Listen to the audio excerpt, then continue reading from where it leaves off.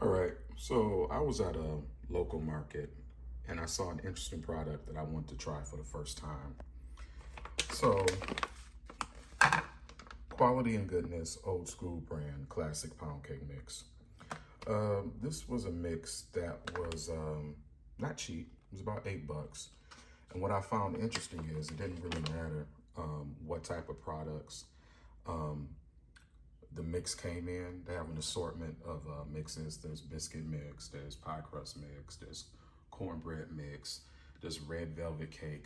It didn't matter what type of mix it was. It was $7.99. So my thoughts were, does this really make a cake that comes close to what a homemade pound cake should be? Looking at the ingredients on the back, it's nothing more than sugar, flour, cornstarch, some vanilla powder, some salt, typical things that you would find in baking mix. But in order to produce this 1 pound pound cake, this bag is 16 ounces and it makes one loaf cake. It uses a cup of butter, so you have to soften your butter, which is equivalent to 2 sticks, 3 eggs, and a third cup of milk. And you need to make sure that the butter is room temperature, that you would mix it with your mixer. You would then add the eggs in that were already beaten, stir in the milk. And then, what does it say? At some point you're adding the mix. You're adding the mix to the butter. You go ahead on and stir the eggs in that would have already been beaten, and then stir in the milk. Mix well, about 5 minutes. Pour into a loaf pan, bake 325 for just a little under an hour.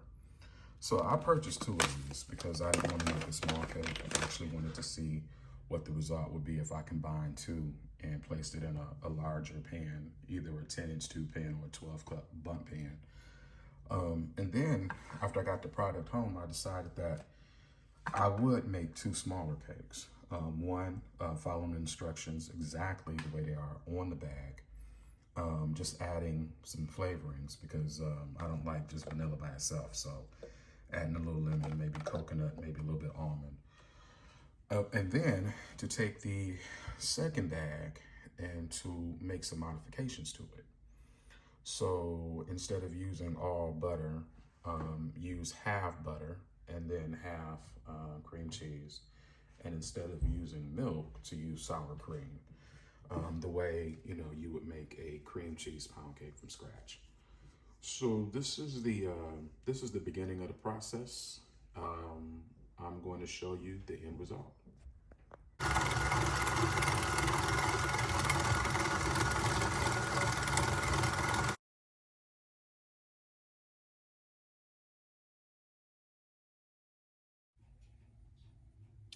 Okay, so I followed the instructions just the way they were on the box.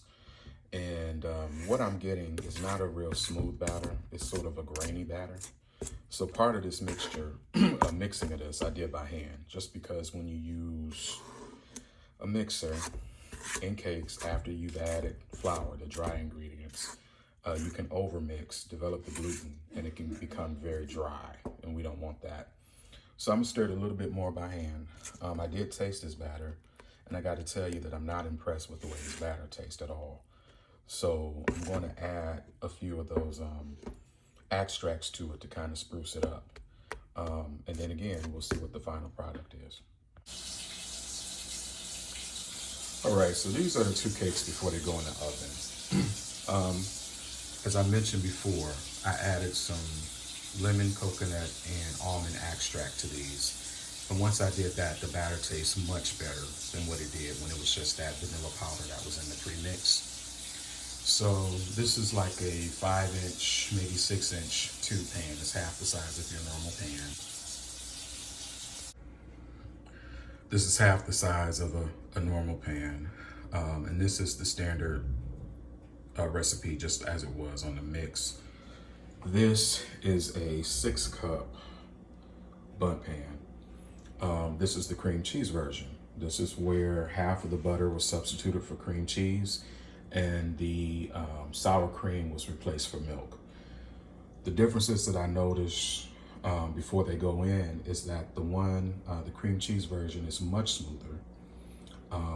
It's just a much smoother, prettier batter than the previous batter, where it used all butter and a little bit of milk. That one's kind of stiff and grainy.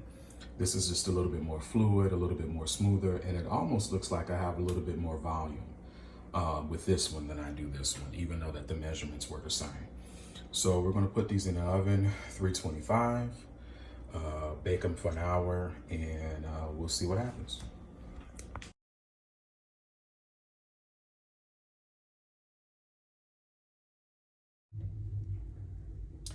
So we have 2 pound cakes. I'm very impressed. Obviously, I have not depanned these or cut these yet, but just the touch of these, they feel like a real pound cake, something that was made from scratch. The lighter colored one is the cream cheese one. And, oops, anyway,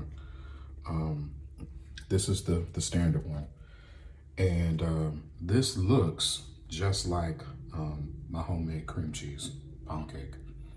It looks just like it. So I'm eager to cool these and have a slice, and we can take a look at what they look like on the inside. So here's the end result. The one on the left is the regular pound cake made exactly as the instructions were on the package. This is the one that I did the experiment with. And so this came out gummy, this one did not. However, if you eat around the crumb part, where it's not gummy, it has a better flavor than this one. So I'm thinking that the sour cream may have been too much fat. If I do this again, I would still substitute a portion of the fat for cream cheese, but then just go ahead and use milk in that sour cream and see how that turns out. But overall, very impressed. This is a mix that does make an actual pound cake. The texture, the flavor, everything's there. No one would know that this was a mix and that you did not make this from scratch if you used this product. There are some products out there, pound cake mixes. Well, there was only one that I tried before, and it just wasn't very good. But you know, this is surprisingly very close to homemade. No one would know that this was a mix that you made this from. And I found this at the neighborhood grocery on Manistee on Detroit's east side, a new market that I stumbled across doing rideshare. So yeah, I'll be back to pick up some more of these and try some of the other ones, the cornbread mix, the biscuit mix, the pie crust mix, and so on.